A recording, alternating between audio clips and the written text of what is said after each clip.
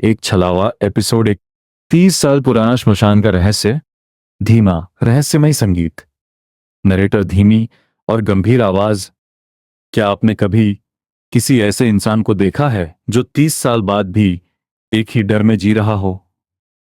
क्या कोई ऐसा डर हो सकता है जो इंसान का पीछा पूरी जिंदगी न छोड़े? या क्या सचमुच कुछ ऐसी शक्तियां होती हैं जिन्हें हम समझ नहीं सकते? आज जो कहानी मैं आपको सुनाने जा रहा हूं वह कोई सुनी सुनाई कहानी नहीं है। यह मेरे जीवन की एक ऐसी घटना है जिसने मेरी सोच हमेशा के लिए बदल दी। लेकिन इस कहानी पर विश्वास करना या न करना यह पूरी तरह आप पर निर्भर है। आज की बात है, मैं शहर के एक मनोचिकित्सक अस्पताल के बाहर लगी एक पुरानी लोहे की बेंच पर बैठा था। अंदर मेरा बचपन का दोस्त चंद्रशेखर नाथ डॉक्टर से मिल रहा था। करीब आधे घंटे बाद वह बाहर आया। मैंने उसकी ओर देखा। चेहरा पीला पड़ चुका था, आंखें लाल थीं। ऐसा लग रहा था जैसे कई दिनों से सोया ही ना हो। वह आकर मेरे पास बैठ गया। कुछ देर तक बिल्कुल चुप रहा। फिर अचानक उसने कांपती हुई आवाज में कहा, वो मुझे मार देगा। मैंने उसकी ओर देखा। मैंने पूछा, कौन? उसने मेरी तरफ देखा लेकिन कुछ नहीं बोला, बस सामने जमीन को घूरता रहा। कुछ क्षण बाद उसने फिर कहा, 30 साल हो गए लेकिन वो आज भी मेरे पीछे है। उसकी आवाज सुनकर मेरे पूरे शरीर में सिहरन दौड़ गई, क्योंकि मैं जानता था वह किसकी बात कर रहा था। और उसी पल मेरी आंखों के सामने 30 साल पुरानी यादें तैरने लगीं। उस समय मैं, मेरा मित्र किशोर खत्री और चंद्रशेखर तीनों एक गुरुजी के पास पहुंचे थे। हमारी इच्छा थी साधना करना और सिद्धि प्राप्त करना। लेकिन गुरुजी ने सबसे पहले जो बात कही वह आज भी मेरे कानों में गूंजती है। उन्होंने कहा, सिद्धि प्राप्त करना कठिन नहीं है, उसे संभालना कठिन है।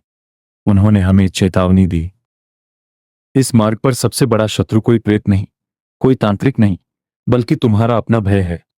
साधना के दौरान जो कुछ भी दिखाई दे उसे अंतिम सत्य मत मानना, क्योंकि अंतिम दिनों में छलावा जन्म लेता है। उस समय हम गुरुजी की बात पूरी तरह समझ नहीं पाए, लेकिन कुछ ही दिनों बाद हमें उनकी हर बात का अर्थ समझ आने वाला था। गुरुजी ने हमें 21 दिनों की साधना का आदेश दिया। स्थान था एक पुराना शमशान। चारों ओर घना सन्नाटा। रात को केवल हवा की आवाज और दूर कहीं कुत्तों के भौंकने की ध्वनि। दिन बीतते गए। पहला दिन, तीसरा दिन, 7वां दिन, 10वां दिन, और देखते ही देखते 15 दिन पूरे हो गए। 15वें दिन गुरुजी स्वयं हमसे मिलने आए। उन्होंने हमारे सर पर हाथ रखा और गंभीर स्वर में कहा, अब तक जो हुआ वह केवल शुरुआत थी, असली परीक्षा अभी बाकी है। आने वाले 3 दिन तुम्हारे जीवन का सबसे कठिन समय होगा। फिर उन्होंने हमारी आंखों में देखकर कहा, जो दिखाई दे उससे डरना मत, जो सुनाई दे उस पर विश्वास मत करना, अपने मंत्र का जाप मत छोड़ना। इतना कहकर गुरुजी चले गए और उनके जाने के बाद श्मशान का वातावरण धीरे धीरे बदलने लगा। हवा पहले से ठंडी हो गई, सन्नाटा पहले से गहरा हो गया।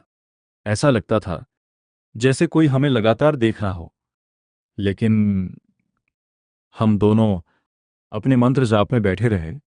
हमें नहीं पता था कि 18वीं रात हमारी जिंदगी हमेशा के लिए बदलने वाली थी।